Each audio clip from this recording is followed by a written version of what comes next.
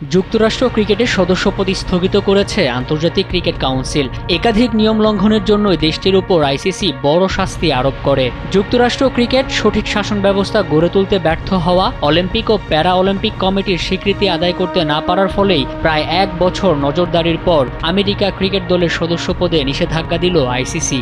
সদস্যপদ স্থগিত হলেও আইসিসি ইভেন্টে অংশগ্রহণে বাধা নেই যুক্তরাষ্ট্র দলের। সম্প্রতি বাংলাদেশের ক্রিকেট বোর্ড বিসিবি নির্বাচন ঘিরে নানা বিতর্ক সৃষ্টি হয়েছে। নির্বাচনে সরকারের সরাসরি হস্তক্ষেপের অভিযোগ রয়েছে, যা বাংলাদেশ ক্রিকেট বোর্ডকেও বিপদে ফেলতে পারে।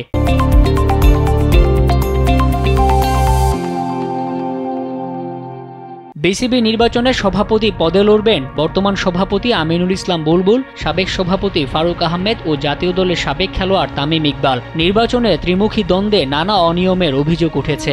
সরকারের সরাসরি হস্তক্ষেপে নির্বাচন প্রভাবিত হচ্ছে, এমন অভিযোগে সংবাদ সম্মেলন করেন তামিম ইকবাল। নির্ধারিত সময়ের পর ফারুক আহমেদের মনোনয়ন ফর্ম জমা নেওয়া, কাউন্সিলরশিপ ও ইচ্ছে মতো ভোটার নির্বাচন ইত্যাদি নানা বিতর্কিত ইস্যুতে সরগরম ক্রিকেট পাড়া। প্রশ্ন উঠছে, বিসিবির নির্বাচনে সরকারের সরাসরি হস্তক্ষেপ নতুন কোনো বিপদে ফেলবে কিনা বাংলাদেশকে।